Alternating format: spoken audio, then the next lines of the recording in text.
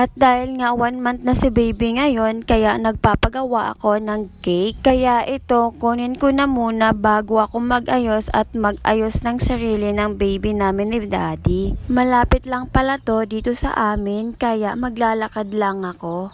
At ayan na nga, nakuha ko na at bumalik na ako dito sa bahay para mag-ayos. Ayan, nag-prepare na muna ako ng kailangan dun sa photoshoot. At inayos ko pa nga yung DIY board ng baby namin para doon sa pangalan niya at yung month. Simple lang pala to ang 1 month ni baby mga mare, kasi hindi ako nakababa ng bayan. Kaya buti na lang may gumagawa ng DIY cake dito. Kaya yan lang muna.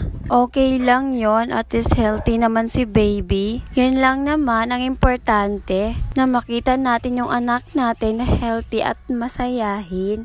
Kaya sabi ko nga, kahit na hindi bongga yung mga every month ng baby namin, okay lang. Ang importante naman doon is meron, kahit na konti lang. Doon naman tayo makakabawi sa pag-aalaga at pagmamahal ng anak natin. Sobrang tagal ko nga natapos dyan mga mare, kasi hindi ko naman to inayos kanina. Akala ko okay na, pero ang pangit pala ng ginawa ko. Kaya ayan, natapos na ako sa lettering. Si baby naman yung inayusan ko at binihisan. At ayan na nga, napakalikot nga ng baby namin ni daddy, buyag-buyag. Wala nga din pala siyang OOTD, buti na lang may nabili ako sa TikTok at dumating din naman kaagad, at yan lang yung pinasuot ko. At ayan na nga, bumagay naman sa kanya at sobrang cute nga, at napatili nga ako nung pagtingin ko sa kanya na sobrang cute. Nag-overload ang cuteness ng baby namin ni daddy. Sobrang saya ko nga dyan, hindi naman halata, diba? Kasi nga hindi ko pa siya tapos bihisan at nakita ko na kaagad na bumagay naman sa kanya at sobrang cute nga. Kahit pala simple lang, basta't maayos naman pagkabihis ay maganda pa din. Tinitingnan ko nga si baby dyan at hindi talaga ako makapaniwala. Sobrang cute niya sa damit niya, kahit yan lang yung pinasuot ko sa kanya, bumagay naman sa kanya. At wala nga naman sa pabunggahan yan. Nasa nagsusuot yan at pagdadala at pag-aalaga ng ina.